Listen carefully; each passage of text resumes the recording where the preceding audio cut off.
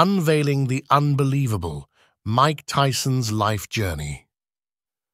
From a difficult childhood marked by criminal gangs and multiple arrests, discover how Tyson fought his way from a crime-ridden neighborhood to the pinnacle of the boxing world.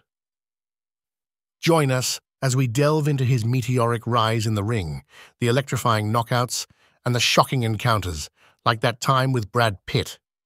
Dive into the highs, lows, and the remarkable resilience of a man who remains an icon despite the odds stacked against him.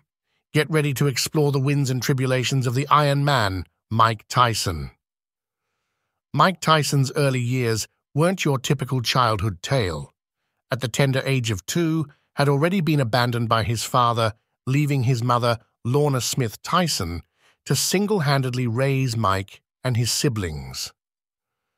Life took an even crueler turn when Tyson lost his mother at 16 and, tragically, his sister at a young age. Growing up, he lived in a neighborhood where crime was a way of life, and fights were more than just battles. They were a means of survival. The young Tyson found himself in a world where self-defense became as vital as the air he breathed. By the age of 13, he had been arrested 38 times, and petty crime had woven itself into the fabric of his daily existence. Yet, during those difficult times, a glimmer of hope emerged. Tyson's boxing prowess began to shine, becoming his guiding light in the chaotic world of street fights. But fate, with its unpredictable ways, had a different trajectory planned for Tyson. A chance encounter with a social worker named Stewart altered the course of his life. Stewart recognized Tyson's boxing talent and introduced him to the legendary trainer Cus D'Amato, who became more than a coach. He became a father figure to Tyson and the legal guardian of Mike Tyson upon the death of his mother. And thus, the extraordinary journey of Tyson's boxing career began. Tyson wasn't the tallest guy, standing at just 5'10", but boy, did he pack a punch. By the time he was 19 years old, he had 15 professional fights under his belt. In the next couple of years, he had won 26 out of 28 fights, with 16 of those ending in a knockout or technical knockout in the first round. In his early years, he continued to thrash the big-name fighters, which led him to win the Junior Olympic Championship gold medals. However, his biggest breakthrough into the professional arena came on March 6, 1985, with a thunderous knockout victory over Hector Mercedes in the first round.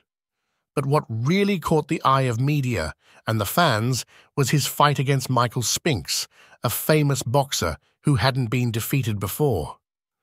Tyson took just 91 seconds to win the fight in the first round.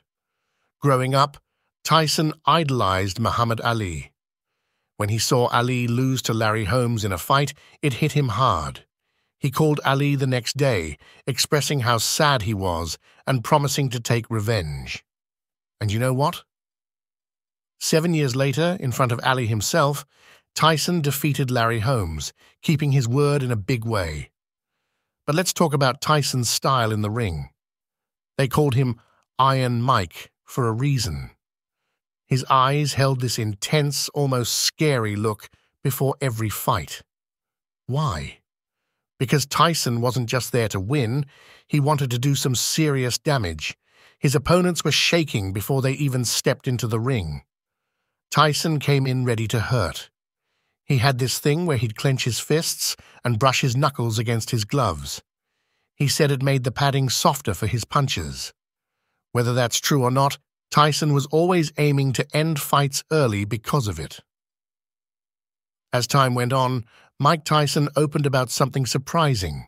He admitted he felt scared every time he was about to step into the ring. However, he did something remarkable with that fear. He transformed it into a source of power.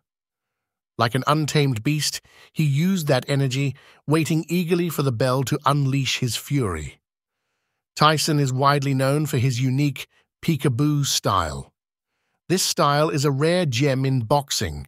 A blend of aggressive defense while attacking it was crafted by trainer D'Amato.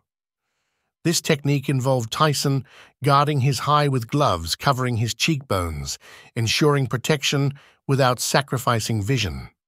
His movements, a dance of jogging, weaving, and slick footwork, enabled him to charge forward while staying shielded from counterattacks. This approach allowed him to generate massive power in his hooks and uppercuts, giving him momentum for destructive blows. His lower center of gravity compared to his opponents allowed him to do shadow boxing. But how was his personal life and love life? Known as the Iron Man and the baddest man on the planet, Mike Tyson's reputation may be tough as nails, but his heart holds a soft spot for love. His first marriage to Robin Givens barely saw the 11-month mark. Why? Well, let's just say it involved a Hollywood heartthrob. Picture this.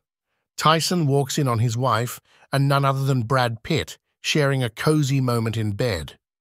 And the scene? Oh, Tyson described it vividly. Pitt apparently looked like a deer caught in headlights, pleading for mercy with those famous words, "Dude, don't strike me, don't strike me."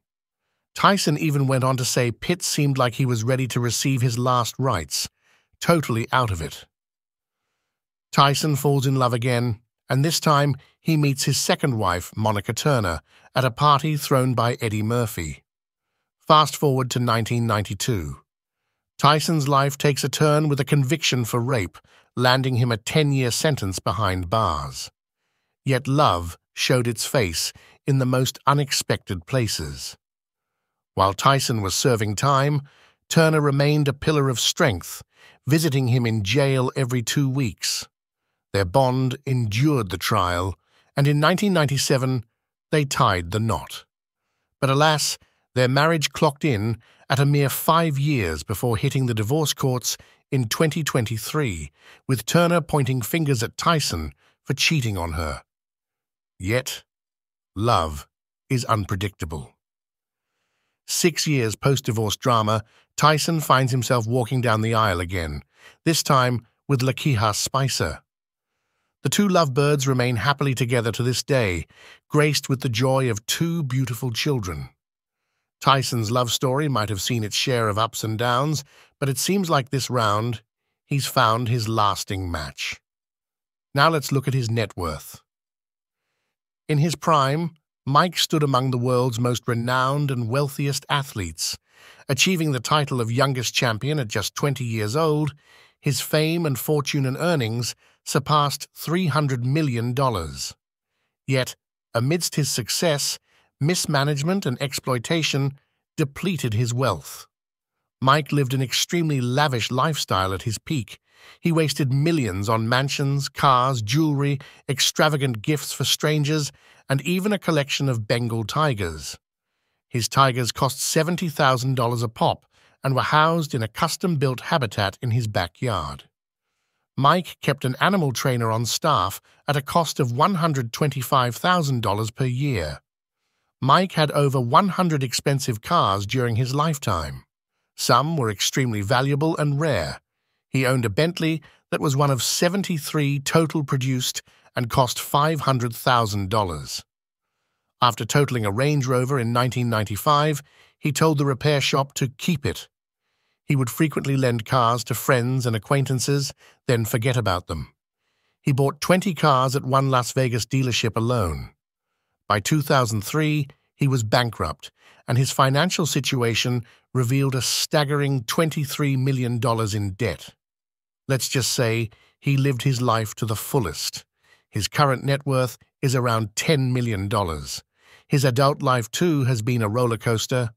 But today, we celebrate his incredible milestones. Thank you very much for watching.